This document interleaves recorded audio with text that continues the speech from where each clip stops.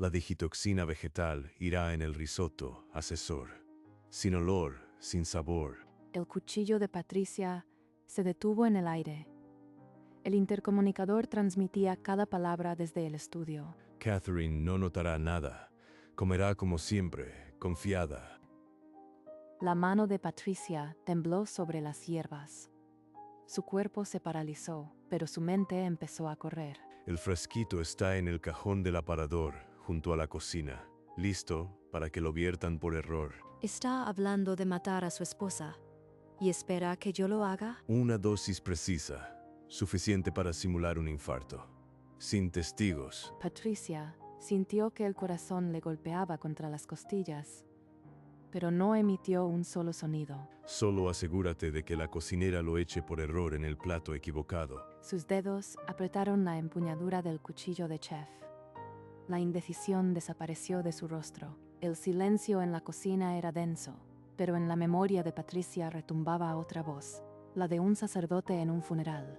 20 años atrás, Patricia, con apenas 22, estaba de pie junto a una tumba, vestida de negro. Elena era una luz en nuestras vidas. Su recuerdo permanecerá eternamente en nuestros corazones. Miente, como siempre. Él la mató y yo lo sé. El certificado de defunción decía infarto, pero Patricia había visto las marcas en los brazos de su madre. En el calendario del 2002, una X roja marcaba el 12 de abril, el día que su vida se rompió. De vuelta en la cocina, Patricia deslizó los dedos en el bolsillo del delantal y acarició una foto descolorida. Madre, no dejé de esperar. Hoy, el veneno va al plato correcto. Guardó la foto y alzó el cuchillo. La cocinera ya no era la misma de hacía 10 minutos. Robert necesita que yo envenene a Catherine, pero el plato que voy a envenenar tiene otro nombre. Patricia abrió el cajón del aparador. Allí, entre servilletas y cubiertos, estaba el frasquito de vidrio. Sus dedos se cerraron alrededor del cristal. El líquido era incoloro, como agua pura. Digitoxina vegetal, la misma que usó con mamá. Pero esta vez, no será Catherine quien la beba. De pronto, pasos en el pasillo. Patricia congeló el gesto y escondió el frasco a sus espaldas. Las copas están en el armario de la izquierda. Llévalas al comedor. La empleada asintió y se retiró. Patricia esperó a que el silencio volviera. Cada minuto que pasa, el peligro crece. Ya no hay vuelta atrás. Sobre la mesa de acero reposaban los 2 platos de risotto, idénticos, humeantes, con aroma a parmesano y azafrán. El frasco irá a uno de estos platos, y nadie sabrá cuál hasta que sea demasiado tarde. Con pasos medidos, Patricia alzó el frasco y se aproximó a los platos, lista para cumplir su propósito. La hora de cenar se acercaba. El timbre de la puerta interrumpió su avance. Patricia ocultó el frasco en el bolsillo y se alisó el delantal. Robert y Catherine entraron al salón. El traje azul marino de él resaltaba frente al vestido color marfil de ella. 10 años, querida, y cada día te ves más deslumbrante. Gracias, amor. Patricia, ¿nos traerías 2 copas de vino? Patricia sirvió el vino con pulso firme. Al alzar la mirada, los ojos de Robert la atravesaron como una orden. Esa mirada lo confirma. Él cree que esta noche yo seré su verdugo. ¡Qué aroma tan delicioso! Es el risotto de azafrán que tanto me gusta. Así es, señora. Preparado exactamente como a usted le gusta. La pareja ocupó sus lugares. Robert a la izquierda, Catherine frente a él. Patricia memorizó la escena. Ahora sé dónde pondré cada plato y sé cuál llevará la dosis que él espera para ella. Los 2 platos de risotto humeaban sobre la bandeja. Patricia los miró con el frasco en la mano, destapó el frasco y vertió el contenido en uno de los platos, justo donde Robert le había indicado. Ya está, Patricia. El comensal tiene hambre. No contestaré. El silencio es mi mejor respuesta ahora. Con un movimiento rápido, intercambió los platos sobre la bandeja. Nadie lo habría notado. Los platos quedaron exactamente como estaban, solo que ahora la muerte señalaba al lado izquierdo. Colocó el frasco vacío en el cajón del aparador y cerró con suavidad. 20 años de paciencia no se desperdician con nervios. Las manos me pesan, pero no tiemblan. Tomó la bandeja con ambas manos y caminó hacia el comedor. La hora de la cena ha llegado. Y con ella, la justicia que llevo 20 años cocinando a fuego lento. Patricia empujó la puerta del comedor con la cadera. La bandeja con los 2 platos no tembló en sus manos. Señora, su risotto, con el toque de azafrán que tanto le gusta. Luego, se giró hacia Robert.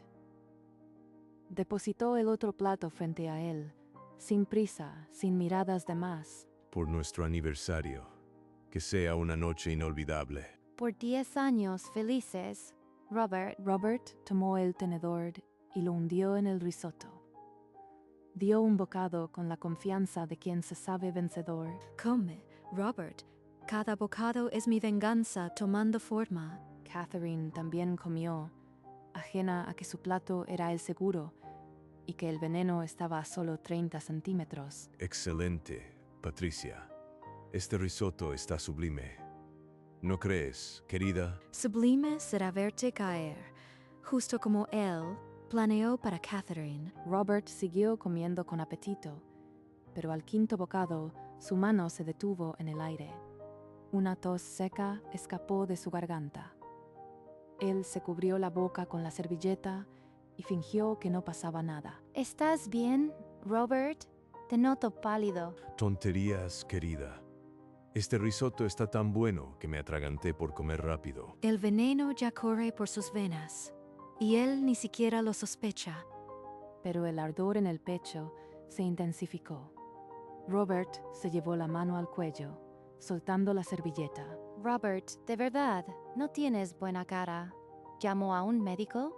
No, no arruines la cena. Es solo acidez. Ya pasará. No pasará, Robert. Esto apenas comienza. La digitoxina no perdona. El tenedor de Robert cayó sobre el plato con un eco metálico que resonó por todo el comedor. El rostro de Robert se deformó en una mueca de agonía. Se aferró el pecho con ambas manos mientras buscaba aire. Robert, auxilio, que alguien llame a una ambulancia. Patricia corrió hacia él y le aflojó la corbata. Sus manos, tan firmes, fingían auxilio. Señor, no se esfuerce. Respire profundo. Ya viene la ambulancia. Él la miró fijamente, y en esos ojos inyectados en sangre brotó una comprensión tardía. Fuiste tú, la cocinera. Grita lo que quieras. Nadie te creerá. Morirás sabiendo que fracasaste. Patricia se giró hacia Catherine y con voz serena marcó el número de emergencias. No te vayas, Robert. Aguanta, por favor. El cuerpo de Robert se sacudió en un último espasmo y quedó inmóvil. Los gritos de Catherine llenaron el comedor. La ambulancia llegó en 8 minutos. 2 paramédicos irrumpieron en el comedor y comenzaron las maniobras de reanimación sobre el cuerpo de Robert. El desfibrilador se activó 3 veces, pero el monitor solo mostraba una línea plana. No había pulso. El jefe de la ambulancia se giró hacia Catherine y movió la cabeza en silencio. Eran las 9:47 de la noche. Catherine se desplomó contra el marco de la puerta y Patricia la sujetó antes de que cayera al suelo. 20 minutos más tarde, 2 agentes de la policía judicial entraron en la sala y pidieron a todos que no tocaran nada. Agente, yo estaba en la cocina. El señor Robert pidió el risotto y parecía de buen humor. De pronto se quejó del pecho. Noté que el intercomunicador estaba activado, pero no le presté atención. A veces se queda encendido solo. Uno de los agentes abrió el cajón del aparador y levantó un pequeño frasco de vidrio. Estaba completamente vacío. Es el frasco de digitoxina. Pero mis dedos nunca tocaron el cristal. Robert lo manipuló él mismo. La casa se llenó de linternas y preguntas. Afuera, la noche envolvía la mansión en un silencio cómplice. Catherine apenas podía articular palabra. La policía intentó interrogarla, pero sus respuestas eran un murmullo entre sollozos. Patricia repitió su declaración con pulso firme. El risotto estaba normal. El intercomunicador se había quedado encendido por accidente. Los peritos marcaron el frasco como evidencia. Un agente, desde la cocina, le murmuró al detective. Solo huellas de Robert Aragón. El vidrio solo habla del hombre que lo empuñó. Sus propias huellas cavarán su tumba. El detective abrió el expediente financiero de Robert. Deudas enormes y un seguro recién adquirido mostraban un plan que se torció. La forense anotó en su informe que el intercomunicador del estudio estaba averiado y había permanecido abierto por horas. Todo apunta a él. La justicia se servirá en bandeja sin que yo haya tenido que mover un dedo. El detective a cargo declaró sin micrófonos. Esto huele a intento de homicidio que se envenenó a sí mismo. Patricia guardó silencio mientras una llama fría le recorría el pecho. El cerco se cerraba sobre el único culpable, el difunto. El equipo recogió los maletines. Las luces azules se apagaron una a una y la mansión quedó en penumbra. Una semana después, el informe forense cerró todas las puertas. La causa de muerte: digitoxina vegetal en dosis letal. El titular del matutino era contundente. El banquero Robert Aragón fallece envenenado con su propia toxina. La policía reconstruyó la escena. Deudas millonarias, un seguro de vida recién firmado y un frasco con sus huellas en el cajón. El detective cerró el expediente con una frase que hizo historia. Envenenamiento accidental durante un intento de homicidio doloso. Patricia, desde su habitación, vio la rueda de prensa por televisión. Su rostro no mostró ninguna emoción. 20 años esperando. Ahora la justicia me la ha servido en bandeja. Se sirvió una taza de té y bebió un sorbo largo. La loza tintineó apenas sobre el platillo. Nadie sospechará nunca. Robert murió como vivió, creyéndose más listo que todos. Apagó el televisor y permaneció en silencio, mientras la luz de la mañana se filtraba por las ventanas. El caso estaba cerrado. La cocinera, invisible, había servido el plato correcto. Las semanas se deslizaron en un silencio espeso.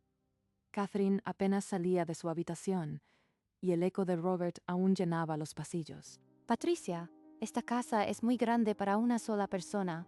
No soporto la idea de estar sola aquí. Quiero que te quedes aquí, conmigo. No como cocinera, sino como mi compañera. No quiero que te vayas nunca.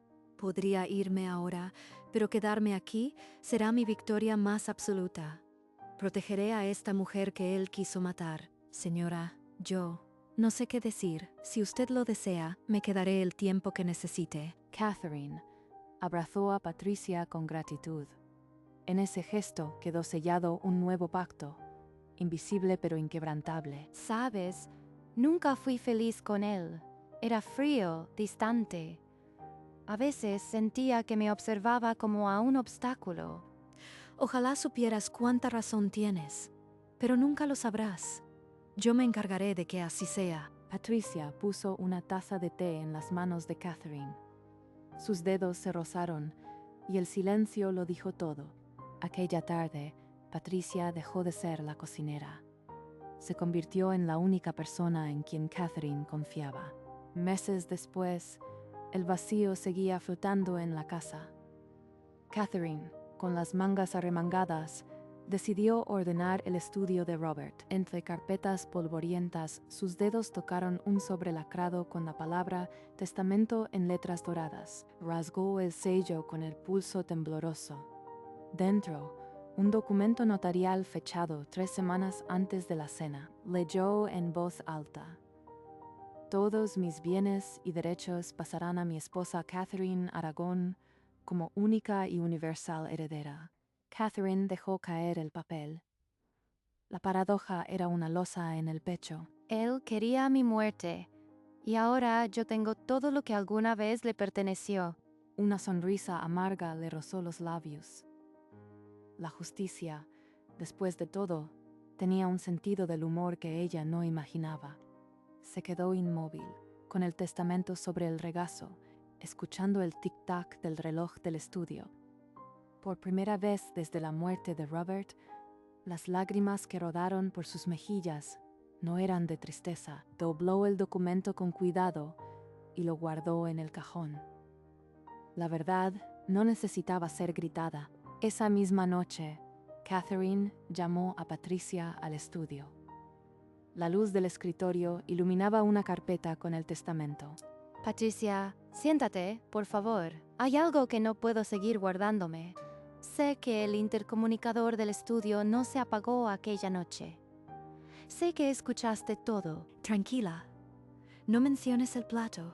Ella no necesita saber eso. Pero no te culpo. Ese hombre era un monstruo. Planeó mi muerte y Dios sabe qué más. Quiero que te quedes aquí para siempre. No como cocinera, como la administradora vitalicia de esta casa. Señora, ¿por qué haría algo así? Yo solo soy una cocinera. Porque eres la única persona en el mundo que me entiende sin necesidad de palabras. Patricia tomó el llavero que Catherine le ofrecía. Las llaves brillaron en su palma. Gracias, Catherine. Cuidaré de esta casa y de usted como si fuera mi propia familia. Esa noche, cuando la mansión quedó en silencio, Patricia subió a su habitación. No para dormir, sino para honrar una deuda de 20 años. Del fondo del armario, sacó una caja de madera que llevaba 2 décadas acompañándola en silencio. Elena Vega. Mi madre, la primera víctima de Robert Aragón. Junto a la foto, un sobre amarillento con el logotipo de una aseguradora. Lo abrió con manos que ya no temblaban. La carta de la compañía confirmaba la póliza de vida sobre Elena Vega, contratada por Robert Aragón 6 días antes de su muerte. En aquel funeral de 2002, Patricia ya sabía que no había sido un infarto, pero guardó la carta como su única prueba. 20 años tarde, pero la factura por fin está saldada. Besó la foto de su madre con ternura y la guardó de nuevo en la caja, junto a la carta y 20 años de espera. Ya puedes descansar en paz, mamá. La justicia sabe a risotto. Esa noche, por primera vez en 20 años, Patricia se acostó sin odio. Lo que quedaba era solo silencio. Pero aquella paz no nació de la nada. 20 años atrás, justo después del funeral de Elena, Patricia inició una cacería silenciosa. Robert Aragón se volvió a casar en menos de un año. A Patricia la enviaron lejos, con una tía que no preguntaba demasiado. Cambió su apellido, borró su rastro, pero jamás borró el nombre de Robert Aragón de su cabeza. Consiguió una copia de la póliza de seguro que Robert había firmado 6 días antes de la muerte de Elena.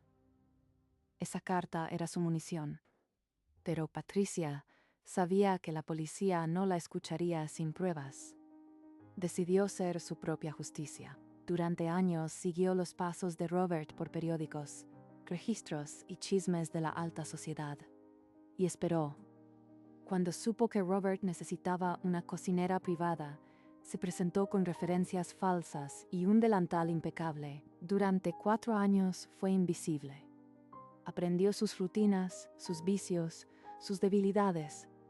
Y entonces el intercomunicador le regaló la ocasión. Ahora, de vuelta al presente, Patricia cerró el cajón con la caja de recuerdos. Las llaves tintinearon en la cerradura. 20 años para un plato. Valió cada minuto. Días después, Catherine encontró un diario viejo de Robert escondido tras los libros del estudio. En una entrada manchada, Robert escribió: Elena ya no es un problema. La póliza cubre todo. Catherine buscó en internet y encontró la nota necrológica de Elena Vega, primera esposa de Robert Aragón. fallecida en 2002. Elena, la primera esposa, murió igual que él, de un infarto. Esto no es coincidencia. Llamó a Patricia al estudio. La cocinera entró con su calma de siempre, pero en sus ojos había una alerta nueva. Patricia, tú eres hija de Elena, ¿verdad? Patricia guardó silencio por 5 segundos eternos. Luego asintió una sola vez. Lo sé, y no te culpo. Ese hombre nos hizo daño a las dos. Catherine abrió los brazos y Patricia se dejó envolver. 2 mujeres rotas por el mismo hombre se sostuvieron en silencio. No hubo más preguntas. No hacían falta. Esa noche, la mansión dejó de ser una casa para ser un pacto. Catherine tomó el diario de cuero de Robert y la carta amarillenta del seguro de la caja de Patricia. Sin una palabra, caminó determinada hacia la chimenea del estudio. Patricia encendió una cerilla y la sostuvo. La llama titiló en su mano firme. Sin un solo temblor, juntas, alimentaron las llamas con el diario. Las páginas se retorcieron, tornándose anaranjadas y luego negras como el carbón, mientras las palabras se desvanecían. Hemos sido víctimas del mismo hombre. Ahora esta casa es un refugio para las dos. Patricia observó el fuego devorar las palabras con una intensidad serena. Una lágrima solitaria rodó por su mejilla, pero no hizo ademán de enjugarla. La carta del seguro siguió al diario. Las pruebas de los crímenes de Robert se redujeron a cenizas humeantes, como si nunca hubieran existido. Que arda todo, que no quede ni una palabra de él. Cuando la última página se disolvió en ascua, Catherine cerró la rejilla de hierro. La habitación olía a secretos quemados y a madera antigua. Patricia se giró hacia Catherine. No hacían falta palabras. El chisporroteo del fuego lo había dicho todo. Esa noche se convirtieron no solo en cómplices, sino en guardianas de una verdad que el mundo nunca conocería. Pasaron los años y la mansión cambió de rostro. Las ventanas se abrían al sol y las risas volvieron a cruzar los pasillos. Catherine, con cabellos plateados, presidía la mesa. Patricia, ya sin delantal, lucía un vestido azul marino que le otorgaba la autoridad que nunca necesitó pedir. Era una cena íntima con 3 amigas de toda la vida. El aroma del risotto de azafrán inundó la estancia.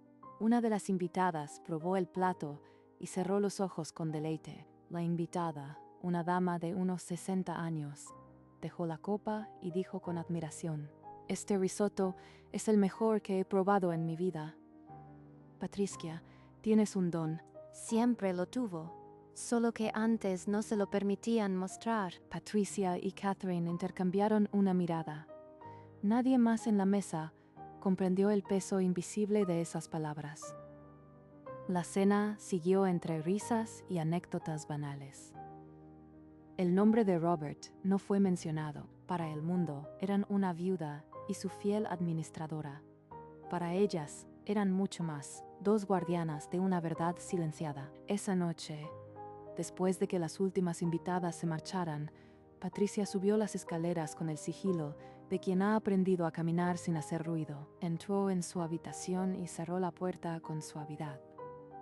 El vestido azul quedó sobre el sillón antes de que ella se dirigiera a la cómoda. Del cajón inferior, oculto bajo pañuelos, extrajo una pequeña caja de madera, la misma que la había acompañado durante décadas. Abrió la tapa y tomó la fotografía desvaída de Elena.